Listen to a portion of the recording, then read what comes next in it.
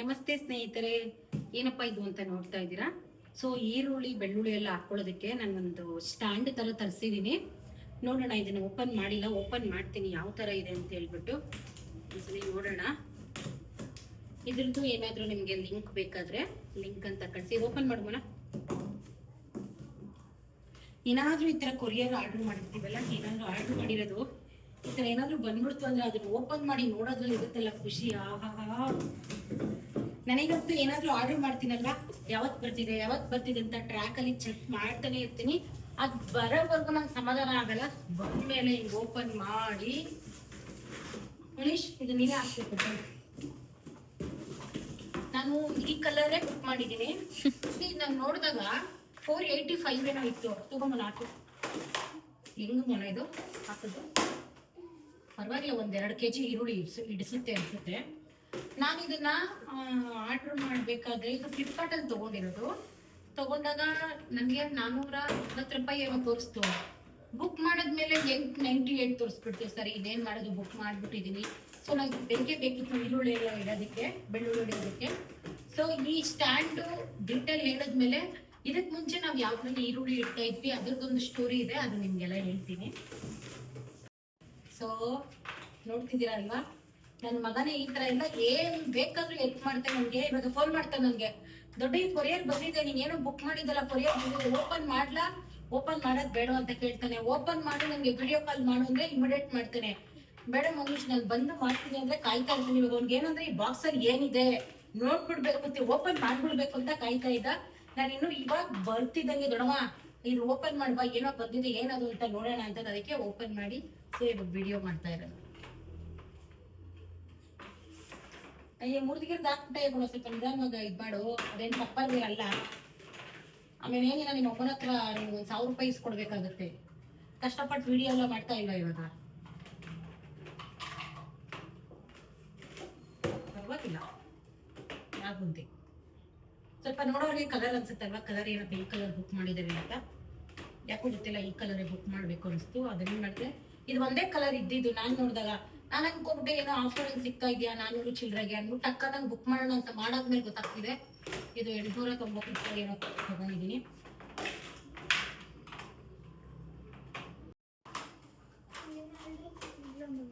ಎಷ್ಟು ಟೋಟಲ್ ಬಂದಿರೋದು? 2, 4, 5. ಓ, separate rubber bending ಹಾಕಿದಾರಾ?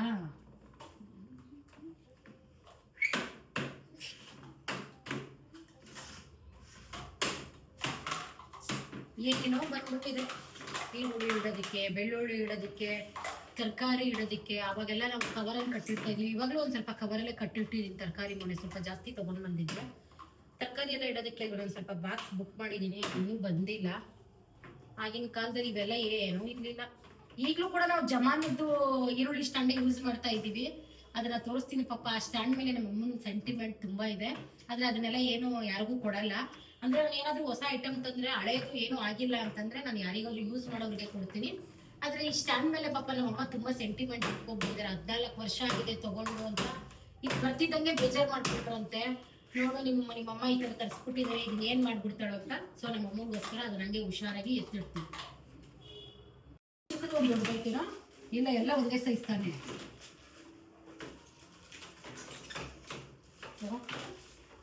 ತೂಕ ತೊಡೆಯುತ್ತೆ ಈರುಳ್ಳಿದು. ಎತ್ಕೊಂಬ ಈರುಳ್ಳಿ ಸ್ಟ್ಯಾಂಡು. ನಿಮ್ಮ ಅಜ್ಜಿದು 14 ವರ್ಷದ ಈರುಳ್ಳಿ ಸ್ಟ್ಯಾಂಡ್ ಎತ್ಕೊಂಬಪ್ಪ. 14 ವರ್ಷ.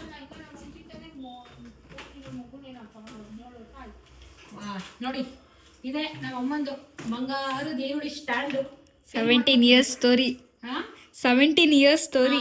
ಅದ್ ನಾನು 14 ವರ್ಷ ಅನ್ಕೊಂಡೆ. 17 ವರ್ಷದ ಹಿಂದೆ ತಗೊಂಡಿರೋದಂತೆ. ಸೆಂಟಿಮೆಂಟ್ ಆವಾಗೆಲ್ಲ ನಿಜ ಹೇಳ್ತೀನಿ ಕೇಳಿ, ಇದನ್ನ ತಗೊಳ್ಳೋದೇ ನಮ್ಗೆ ಕಷ್ಟ ಆಯ್ತು. ಇದನ್ನು ಇನ್ಸ್ಟಾಲ್ಮೆಂಟ್ ಅಲ್ಲಿ ಏನೋ ತಗೊಂಡಿರೋದಲ್ವಮ್ಮ?